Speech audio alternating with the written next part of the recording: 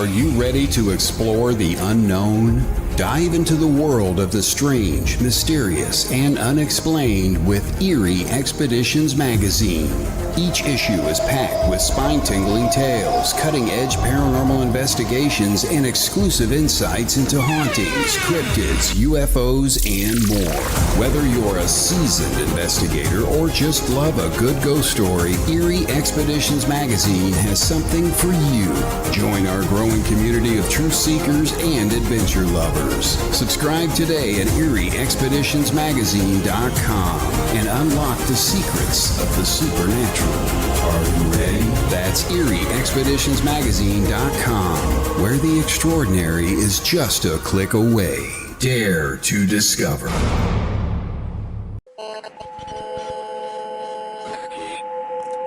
What's out there? What creates the shadows in the corners or the creatures of the dark? Who are those on the other side? What do they have to say? This is the Gateway Podcast. This is not your normal style of paranormal talk radio. Brought to you live from United Public Radio Network, 107.7 FM New Orleans.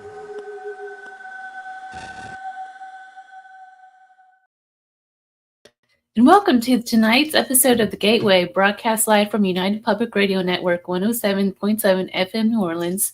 I'm your host, C.L. Thomas.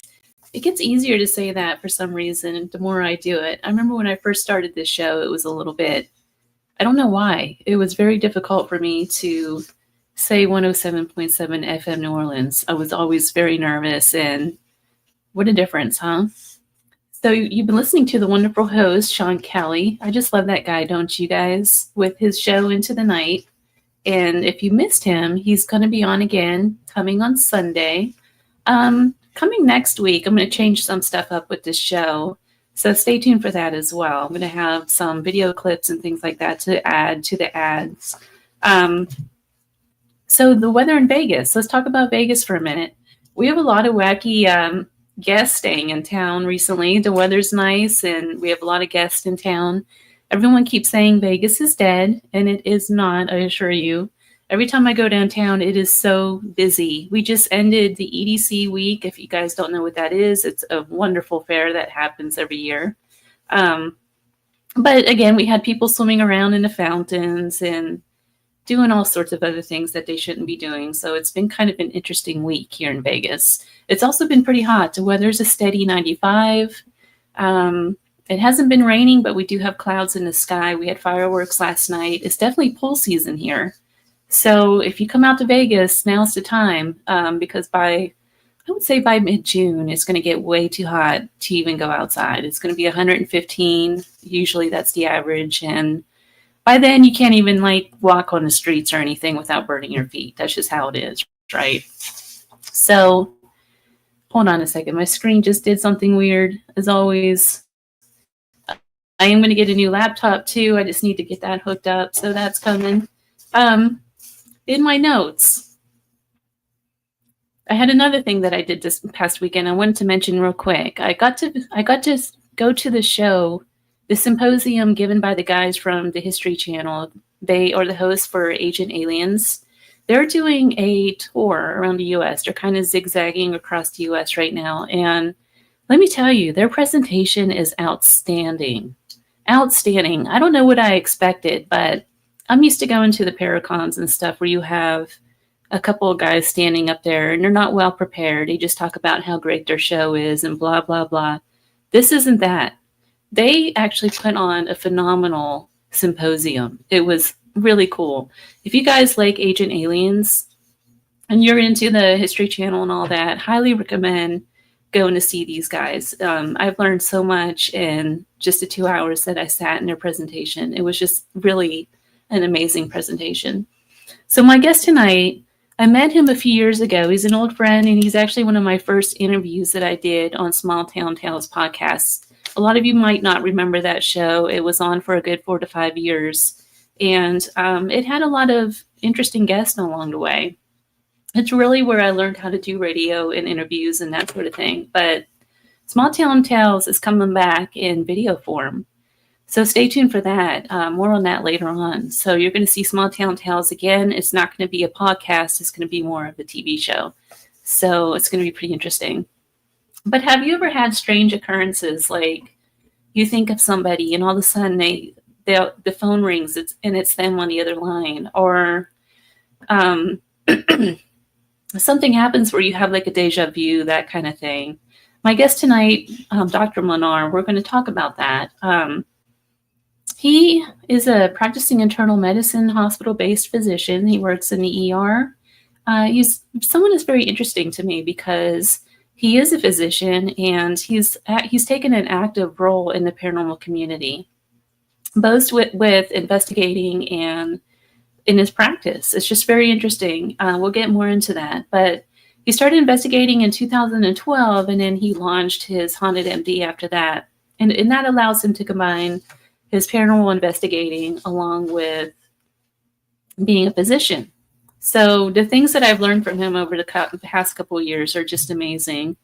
So let me get him on here. He also investigates near-death experiences and other topics in parapsychology. Dr. Molnar, welcome to the show again. Hey, thank you. That was a good introduction. I didn't realize I was the first one on Small Town. Yeah, you were the very first guest, and I was so nervous for some reason. Yeah, I think now you do mention it. I do remember that. Yeah. Yeah. Well, yeah. I was on again. Thank you for coming back. Now, I know we've discussed this so many different times. In the paranormal community versus the physician world, medical field, it's two very different worlds, where the medical field normally doesn't discuss ghosts and things like that. And here you are blending the two. I know we talked about that in the beginning and how it was going for you. How is it now? Has it gotten easier? I think it has. It's funny you mentioned this. I was recently I work with some medical students, teaching fourth year students. They have an opportunity to do what we call an acting residency or acting internship first year. So they're fourth year, so they're in their last year of medical school, but this gives them an opportunity to work with attending physician. So I'm officially an attending physician who's done with my training. So it gives them the chance to work with an attending one-on-one. And the student I had before, the person I have now, she had heard that I was a ghost doctor. So I guess all around the hospital, people were talking about me being a ghost doctor, like in the ICU and things like that. So I've kind of gotten this. I didn't realize, I guess, that people know me more than I realized. But it was funny because I haven't met the student before, and she goes, "Yeah, you're the ghost doctor." She goes, "They were just talking about you the other day in ICU." So I've kind of developed this notoriety that I didn't realize. Because I haven't been as active as I, like when I've talked to you before. I've kind of been a little more kind of laid back and not doing as much. But yeah, so the doctors and medical students know me. Some of my colleagues recently were really interested. So I'm a hospital-based doctor. I work on the hospital. I take care of patients once they're admitted, and we have a whole crew of us. So some of the newer doctors were like, "Hey, man, I heard you got a podcast or you're on podcast," and hey, they're like really interested. One lady I was talking to that I work with, she actually was curious about the Ouija board. I guess she had used the Ouija board like a long time ago when she was like a kid or teenager, and she was curious about that because she had heard different things about the Ouija board. So yeah, I get a lot of interesting questions. I very rarely do I get people saying what that is kooky. A lot of people are really interested and open-minded to it, more than you think. Probably, if I had to put like a rough estimate, maybe like 1 out of 10 people are actually like, we're super skeptical, and they're kind of like, Molnar, you know what you're talking about. Most even like researchers and that are and stuff like that are in our group, they're pretty interested in it. And I think a lot of doctors have had experiences either with patients or with their family. So a lot of people are like, oh, I got to tell you this story or this and that. So it's kind of cool that I'm available to be a resource for for the physicians and nurses and patients and all that. So does this allow you to help heal the patient to be able to open up to this sort of thing? I think it does. I'm really careful. I know people out there like, how do you bring up this, with being sensitive about people's religions and cultures and things like that. I kind of feel out situations, and sometimes the nurses will tell patients like, hey, Dr. Molnar's into, near-death experiences or ghosts and things like that. And then that'll get the patients to open up. Or sometimes the patients will just start talking about things. And I've had a few instances where people were thinking about converting over to hospice or were already on hospice. Hospice is end-of-life care where a lot of times when we make you a hospice in the hospital, you don't have much time left. But I've been able to kind of talk to people about those things and say, I don't know for sure, but a lot of things I've done in research and investigating and things like that to me, there seems like there's an afterlife. We don't know for sure, but to me, the evidence leans more towards that than against it. So it seems to bring people a sense of peace. And then a lot of people are real interested in it. And it also seems to help families too.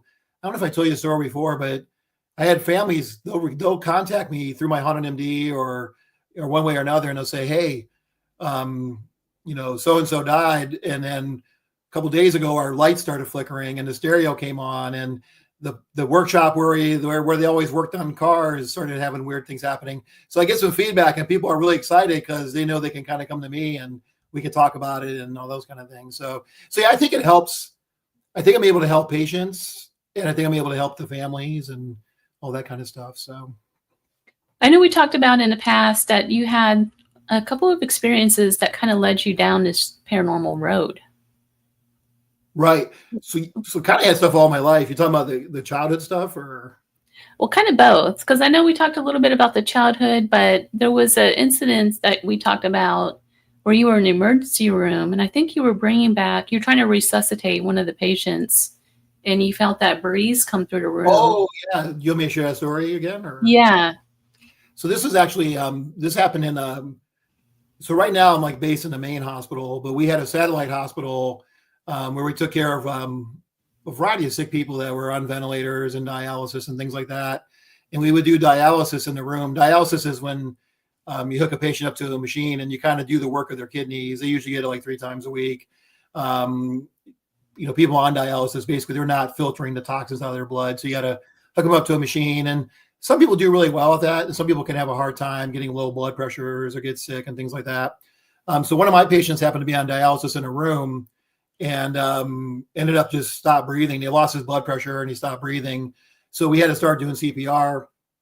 At this particular hospital where I was at, the doctors that were there, including myself, we were in charge of kind of running these situations.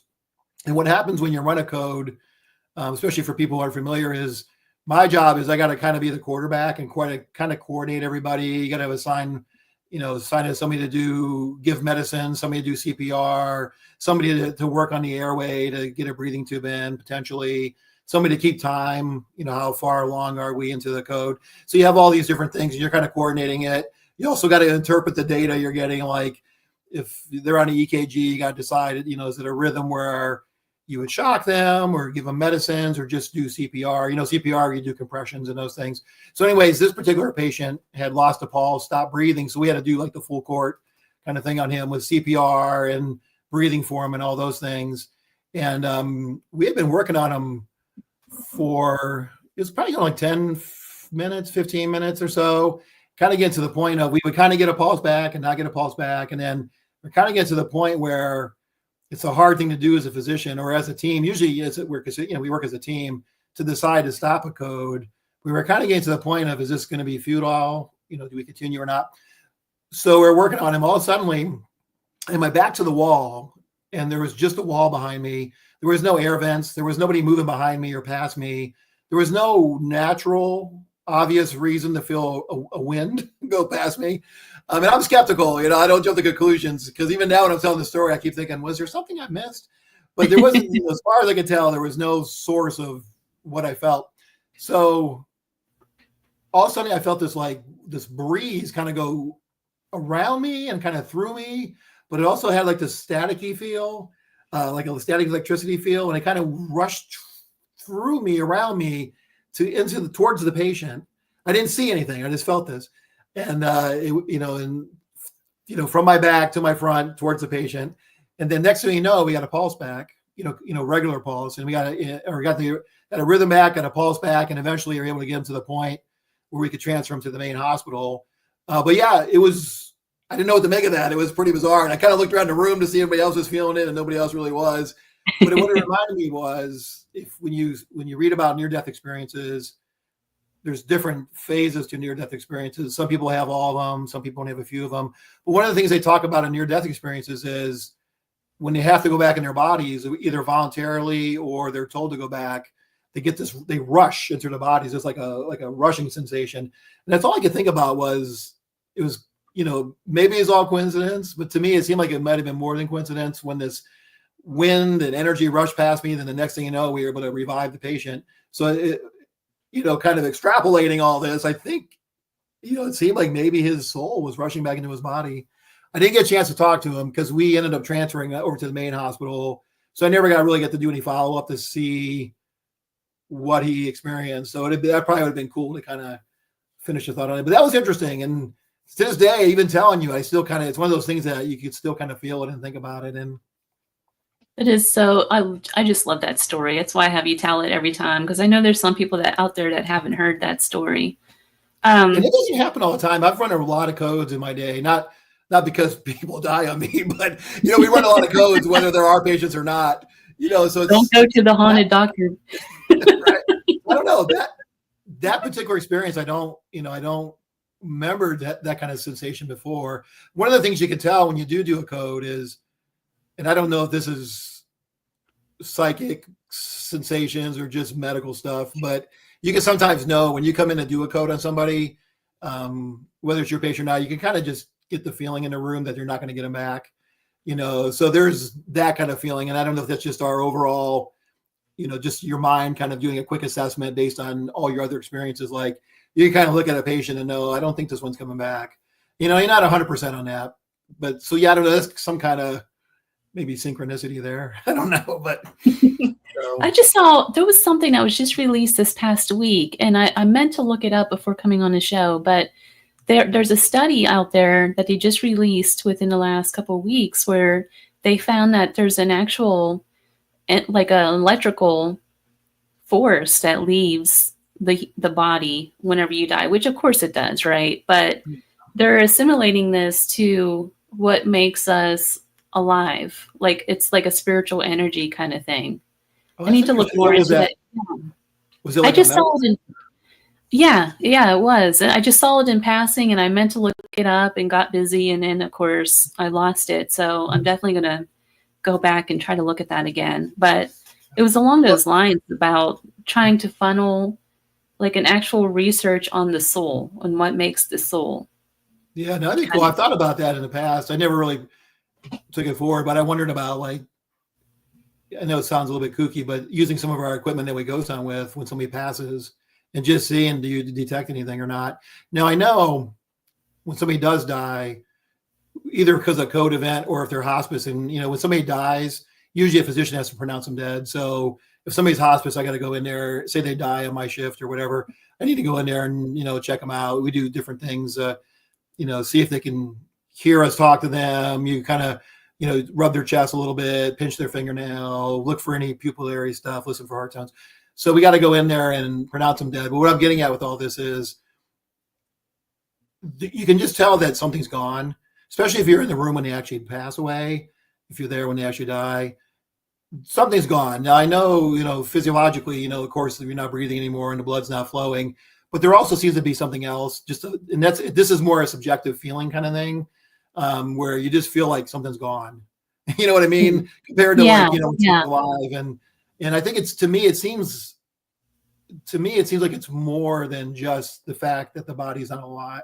It's not biologically alive anymore. It just seems like it's like the air has been let out. Like, whatever spiritual energy or soul, it looks like it's, it's just kind of gone kind of thing. So are there any studies that are recent in the afterlife that you are following currently? Not too much right now. I kind of keep an eye out on the near-death stories and stuff like that.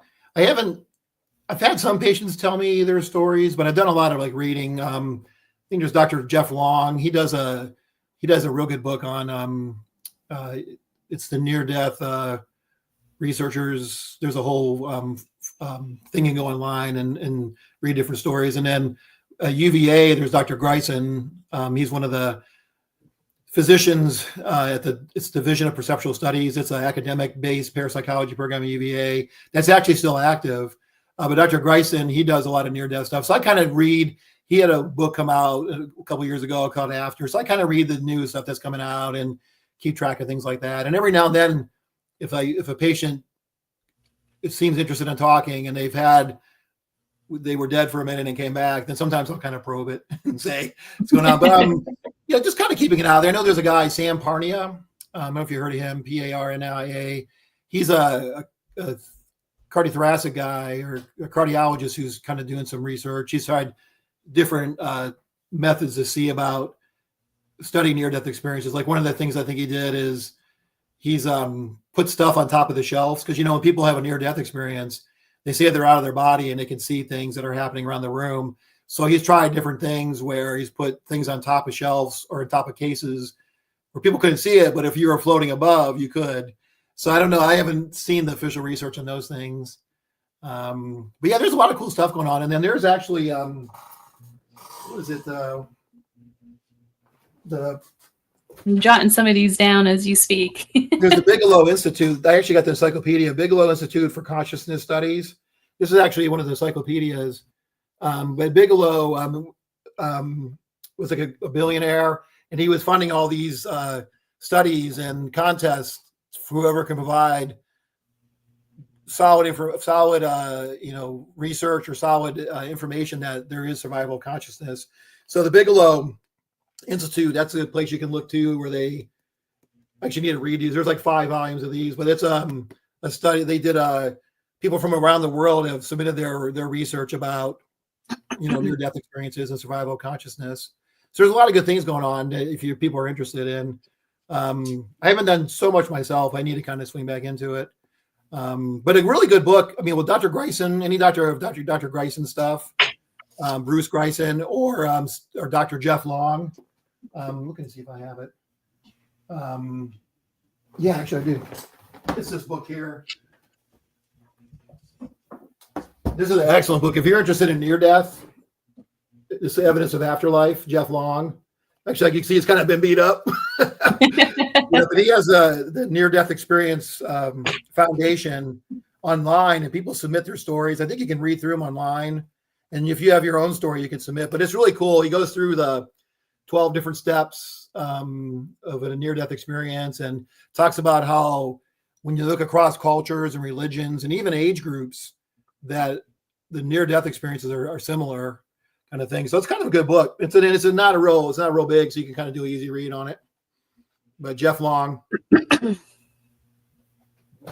That's very interesting. I'll have to buy that one. I'm going to buy the Bigelow studies. I've just read all of Raymond Moody's, Dr. Moody's work. Yeah, absolutely. Yeah. Yeah. And actually I got his stuff somewhere too. But yeah, Raymond Moody actually coined the phrase near-death experience. And actually he came before Dr. Greisen. So Raymond Moody was actually at UVA, and I'm not just sure of his whole story where he went. He was at UVA before Dr. Greisen. And then Dr. Greisen kind of actually ended up meeting up with Raymond Moody down the road, and they kind of put their heads together and all that kind of stuff. So yeah, Raymond Moody is the godfather of near-death experiences. So. He's the godfather. I love it. Yeah, and he actually, besides near-death, he's had books about different other paranormal parapsychology things. So it's a good resource too. But yeah, as far as myself, I kind of keep my eyes and ears open for anything that happens, as far as patients go. And I try to read different stuff that pops up. And there's besides Jeff Long's near-death experience foundation, there's IANDS, IANDS. Mm-hmm. I was just going to say that. Yes. Yeah, that's a good thing to check out. Dr. Greisen is linked to that too, and there's a bunch of folks in that. But that's a cool thing to belong to or be a member of. So I got to attend a lot of the psychiatrist meetings lately because of my real job, some of the stuff I've been working on in my real job life. So I've been following the National Psychiatric Association around on mental health. And one of the things they're talking a lot about, it keeps coming up in just about all the meetings, is DMT versus being like a conscience code. Have you heard of that? With the DMT molecule. Mm-hmm. Yeah, there's the different things because there's what is it? I know it's like controversial, but that's all over. They're all talking about that right now. Yeah, it seems that it loops in with the pineal gland, and they haven't specifically isolated it in humans that I know of, but in like other animals, they found where DMT is an active molecule with the pineal gland, and the whole thing with the pineal gland being the third eye.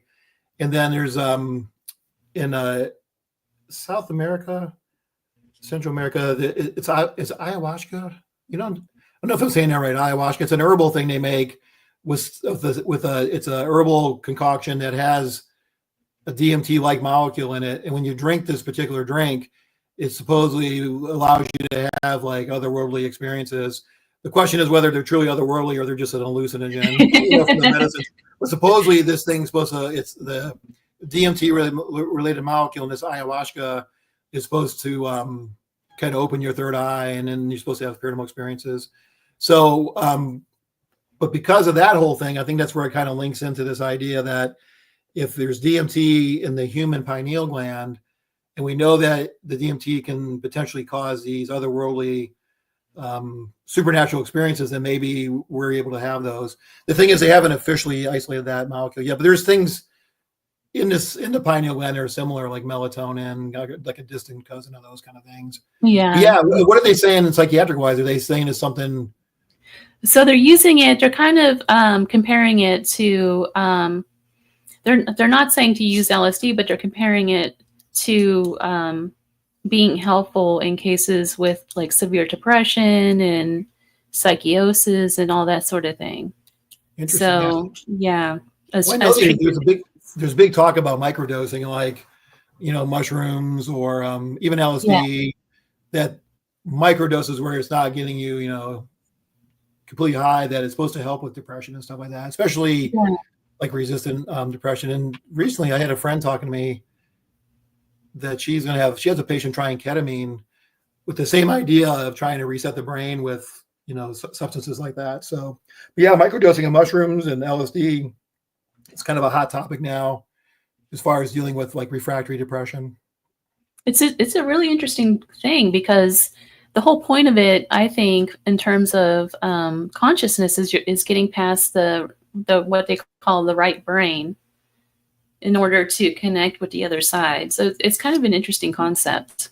Yeah, it is. What do you do for your day job? I do a lot of journalistic work. Oh, cool. So yeah, I'm working with the Psychiatric Association right now and sitting in on some of their stuff. And yeah. Well, that's cool. I know you were interested in medicine at one point. So that has to be kind of cool to get to do that. Yeah, it's interesting. So some people dismiss ghost sightings as coincidence or misinterpretations. What do you think separates a real paranormal experience from just a trick of the mind? That's a good question.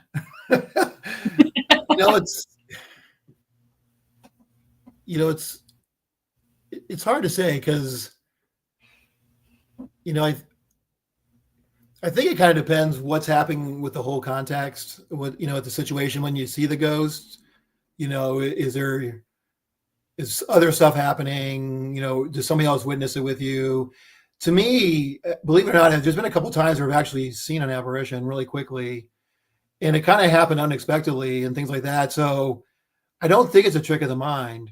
I think something's there. Something's happening. Exactly how to explain it is not sure. The most recent time I had something like this happen was I went to Patrick Henry's house in Scotchtown, and there was a local team called Transcend Paranormal with Steve Dills and those folks.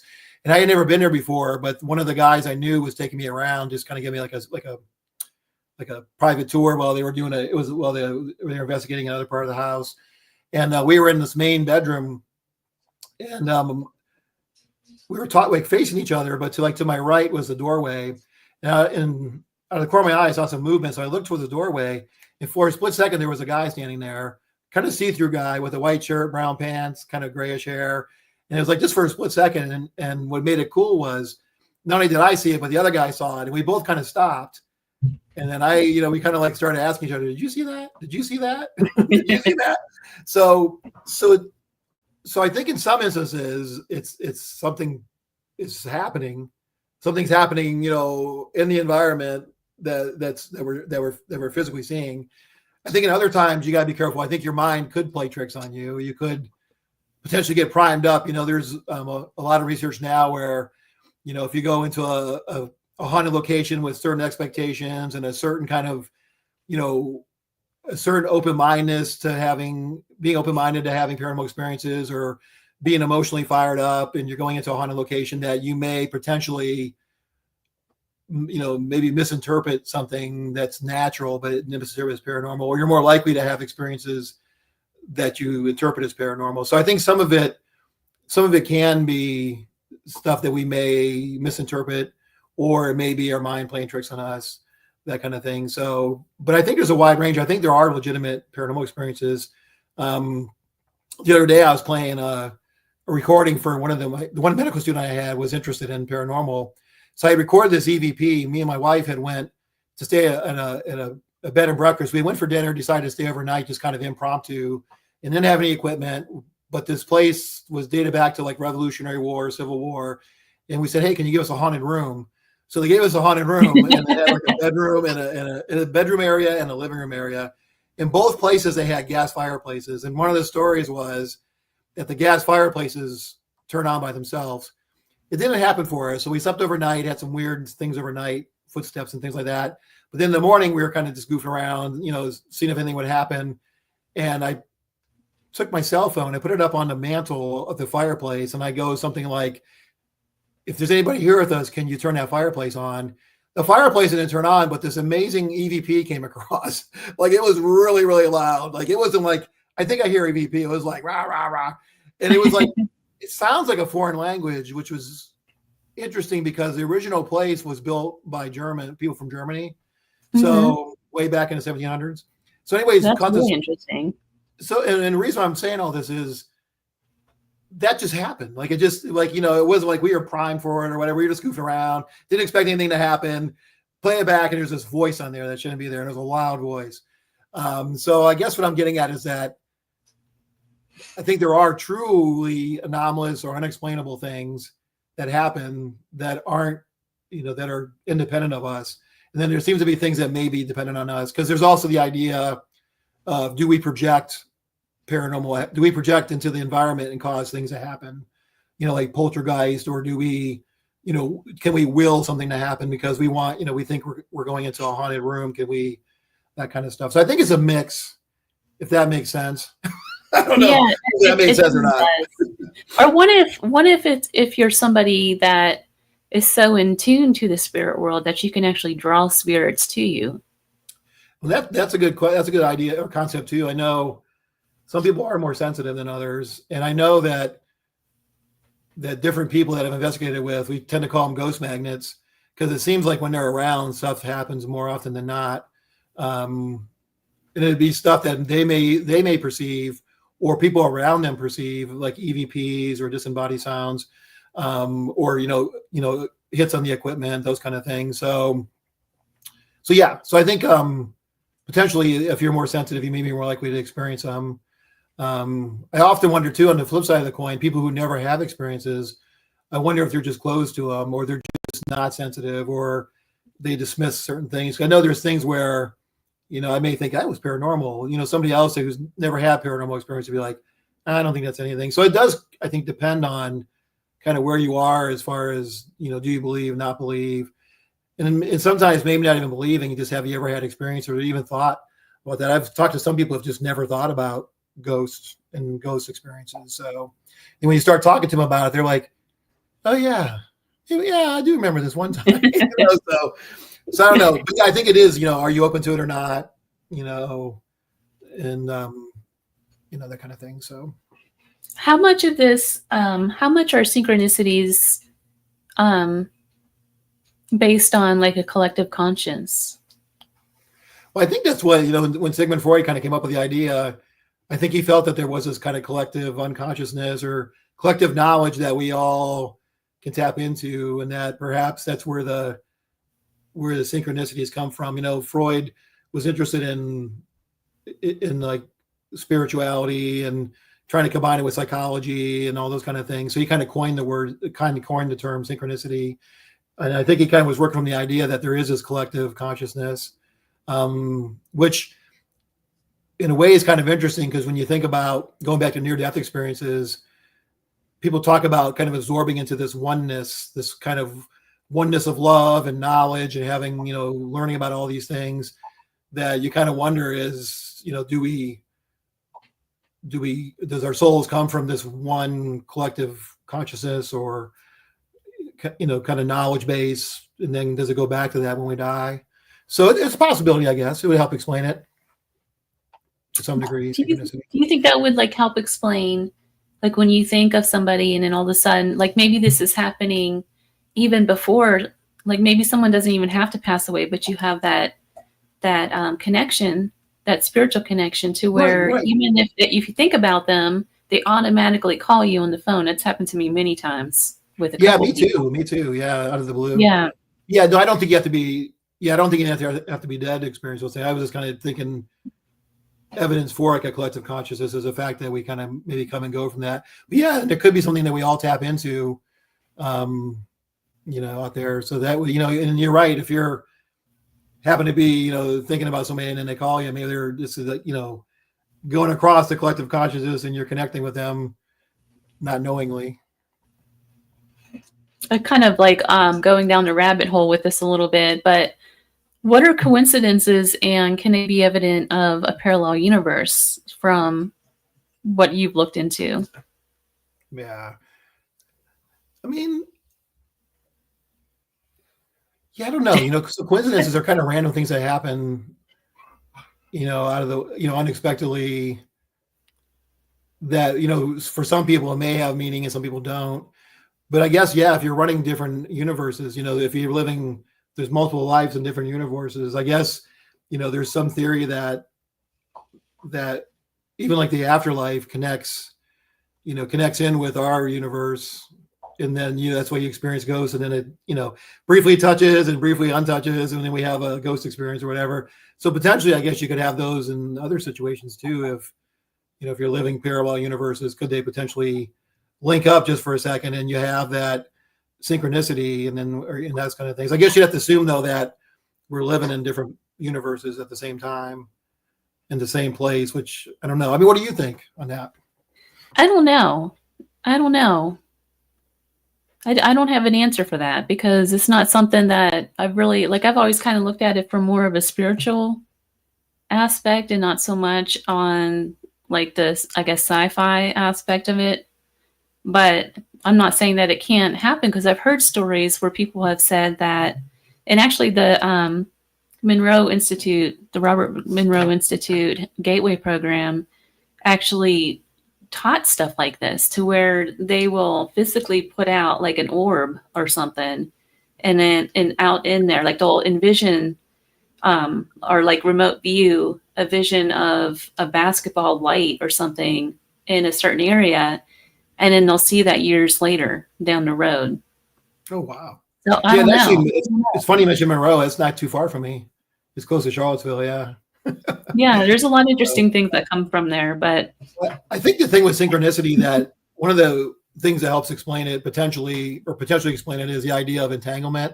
You know, quantum physics, they looked at particles, and that particles, you know, can be far apart and still influence each other.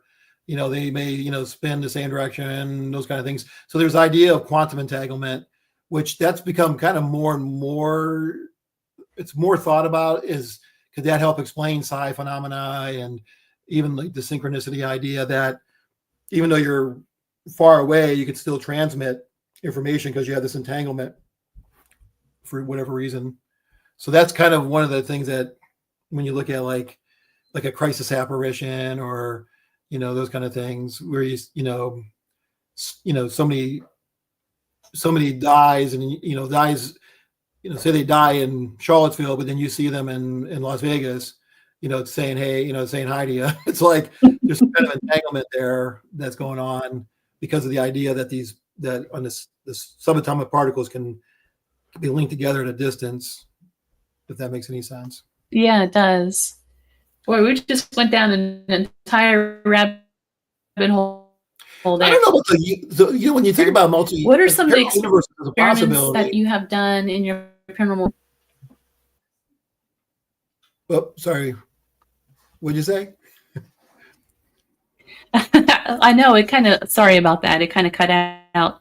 What are some of the experiments that you have done in the paranormal through your investigations that have somewhat, I know there's no concrete, conclusive evidence of spirit communication, but somewhat conclusive? Or maybe something that kind of convinced you that there's spirit communication going on? I think for me, if you had to pin me down on why as a science guy do I continue to believe, I think one of the things for me, I know this is probably controversial with science folks, but is EVPs. To me, I'm just blown away by those. It's cool when you get like an interaction with the REM pod or the K2 and all those kind of things. But when you get voices coming across, especially when they answer your question, I think for me, that kind of blows me away. Like even that thing I told you about with my wife at that bed and breakfast, even though we couldn't understand exactly what it was saying, the fact that something tried to reply to what we asked. So when you can have this back and forth communication, when you ask what's your name and it says Mary, and are you male or female, and you get responses. So that kind of stuff for me is hard to explain away. Even if you try to say, well, it's, cell phones and frequencies and all these kind of things, it's still kind of, to me, when you get some direct responses that are in a timely fashion, it's hard for me to imagine that that's all chance. So I think, probably some of the most compelling for me is these EVPs that you get. The other things too is just,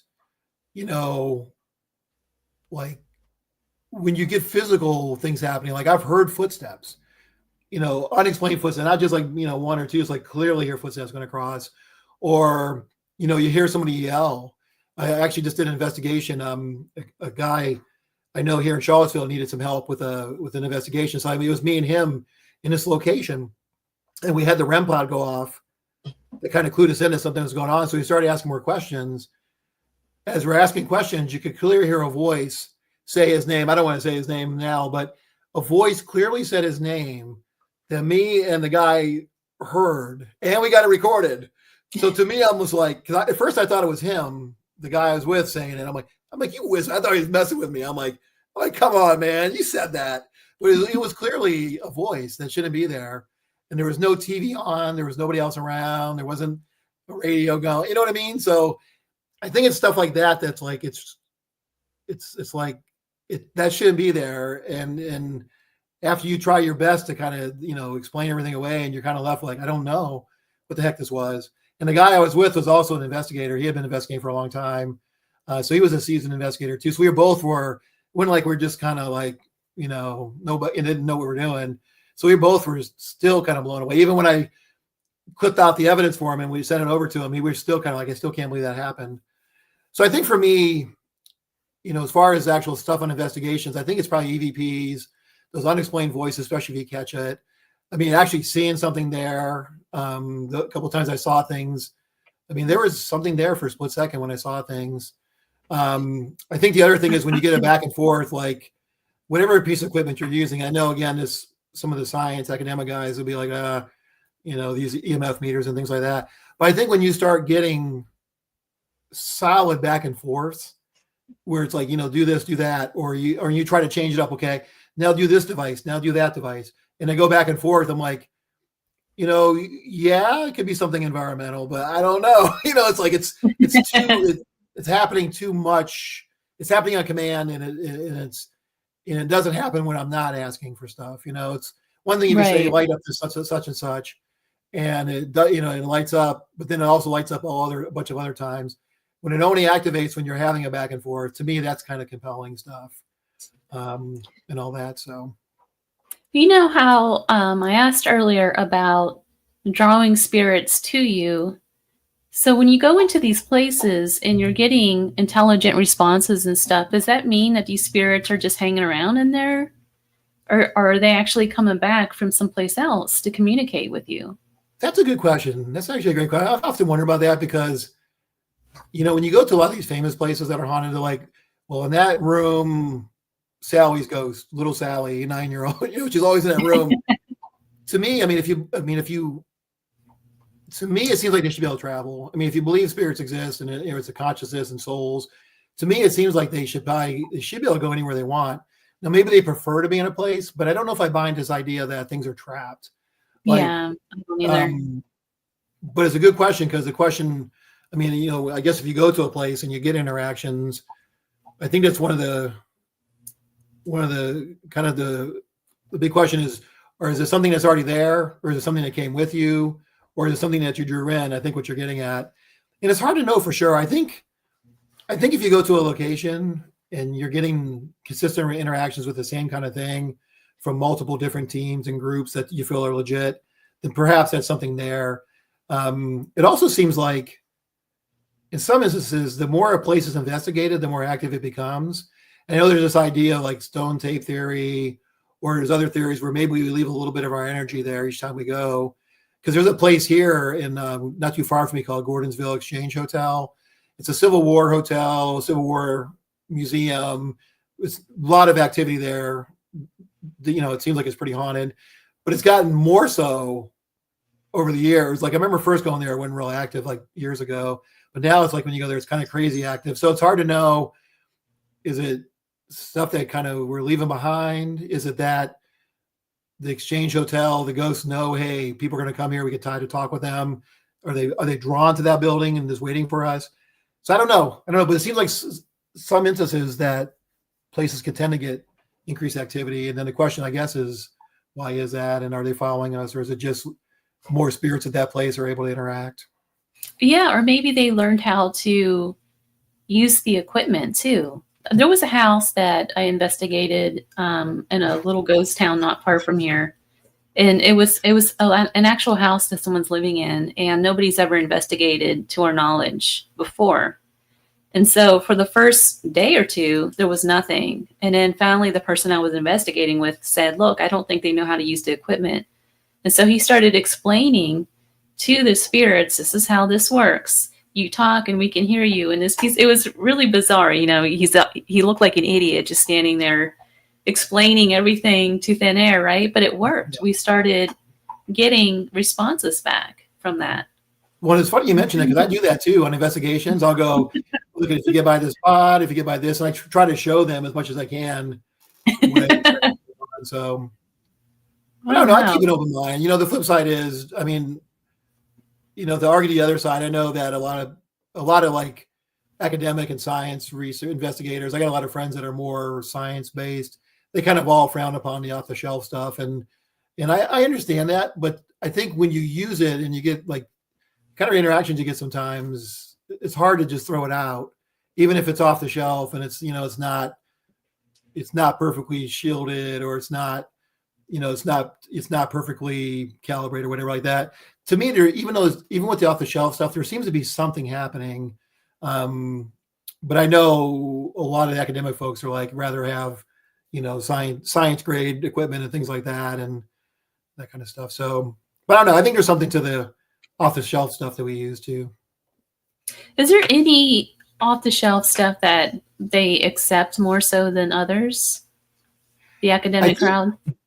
So I think the academic folks, the loggers, the data loggers, like do you know about the EDI logger? It's the EDI logger. Actually, I know it surprises you. I got equipment just hanging around. The EDI data logger, basically it measures temperature, barometric pressure, humidity. It does vibration, EMF, and you can actually put an SD card in. Like I have this. You can put an SD card and you can record all your data. And you can put it into a program and do like a statistical analysis and things like that to look for, the question is when you have an interaction. And I think a lot of science folks, one of the things the question is it statistically significant or not?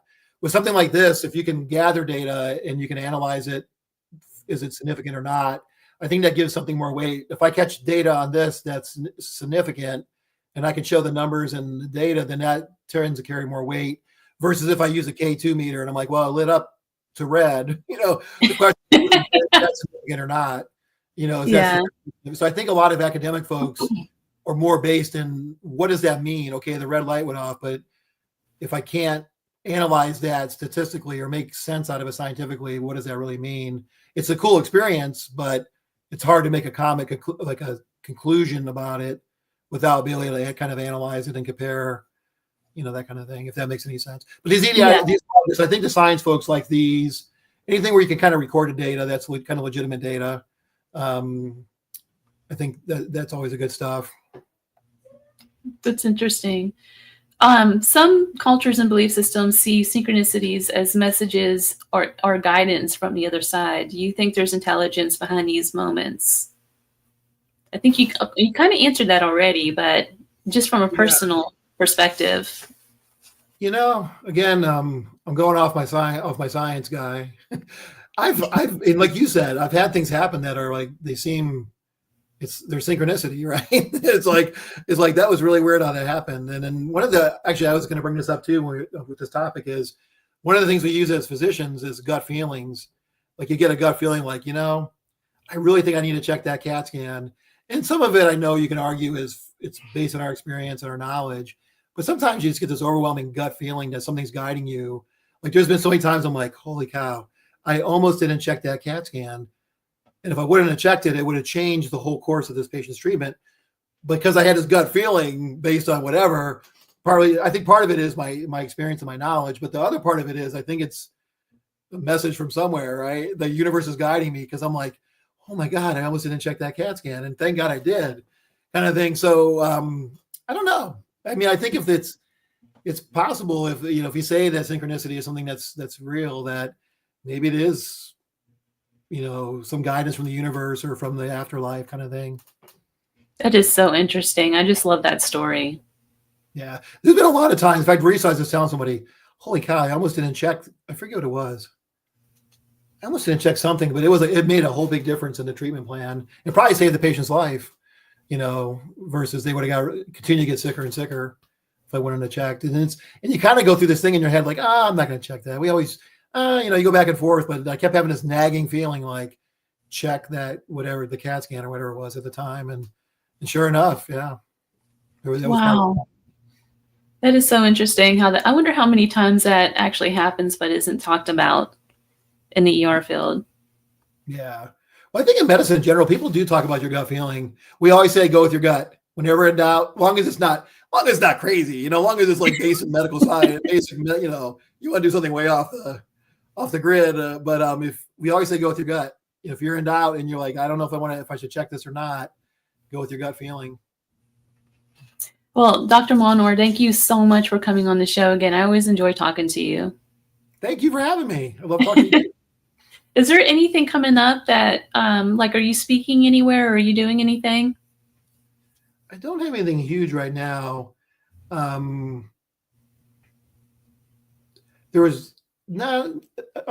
got to check in where there's supposed to be this Paracon up by Culpeper, Virginia, October 4th. I got to double check. They had mentioned me about me potentially coming there and speaking, but I got to see if that's still going on or what the deal is with that. Got it. Otherwise, not too much. No, I've been working on, I don't want to say too much. I've been kind of helping out with some papers. I'm a very minor author in a couple of papers that might come out involving parapsychology stuff, but I've done very little. The other guys have done a lot of work. I've just kind of been a consultant, and I'm going to be named in the paper, but some of those are going to be out. And then I worked with some science guys. We went to Hinsdale House and did like a scientific approach to Hinsdale, and we're working on a book for that. Again, I was a minor part of that. The main guy is kind of putting it all together, but so there might eventually be a book that I was a part of, and it's a couple articles. Well, thank you so much for taking the time to come talk to me, and I'm definitely going to have you back on the show because I love talking to you about all of this. Yeah, anytime. Yeah, let me know. I can make sure I prepare a little better with some stuff, and maybe sometime we can do some evidence clips. Oh yeah, I was going to ask you for some evidence clips, and then I just forgot. Yeah, next time I'll have to play that EVP, that crazy EVP from that bed and breakfast. You'll be blown away by that. When you go into these places, how do you set it up for investigation? So when I investigate, it depends. Sometimes I just go with the flow, who I'm working with. I did do a solo investigation a few years ago, and I go in with in this particular situation, I set up a DVR system. So the people told me the hotspot. So I put the DVR system up, and then I basically just kind of go around and, kind of work the different rooms and see what happens. I actually stayed overnight in this particular place, and had some pretty cool experiences. But I'll kind of hit the hot spots and then, set up stationary cameras. I also use body cameras I can set up in hot spots and let those run. So I just figure out, where is the activity? Where are people interested? Where are the owners or the clients curious about? And then I'll just kind of work those areas, spend half hour or whatever's going on. Spend a certain amount of time in each location trying to get activity. If they're active, then you keep working it with different pieces of equipment or those things. If they're not active, you kind of move along. Sometimes I'll just sit and be quiet, kind of set up the whole setup, what I'm going to use, and then I'll just kind of sit and be quiet and kind of feel the vibe, that kind of stuff. So, how often is the paranormal activity happening in the hospital settings? Is it more so than? It seems like it is. I'm in the main hospital now, so it's a little hard to kind of sort out sometimes. But I hear a lot of different stories. And I've had some different weird things happen in the hospital. And I had some nurses come up and say, oh, yeah, this other thing. So it seems like there tends to be more activity in the hospitals. That kind of thing. Nursing homes seem to be really active. I have a friend who, she's a hospice nurse, and she has a lot of wild stories. I always wanted to go sit with her. Because of HIPAA, you can't do that, right? But I've always wanted to go and document this stuff. But I think hospice nurses and hospice physicians, they probably have the best stories as far as that goes, and experiencing end of life and all that.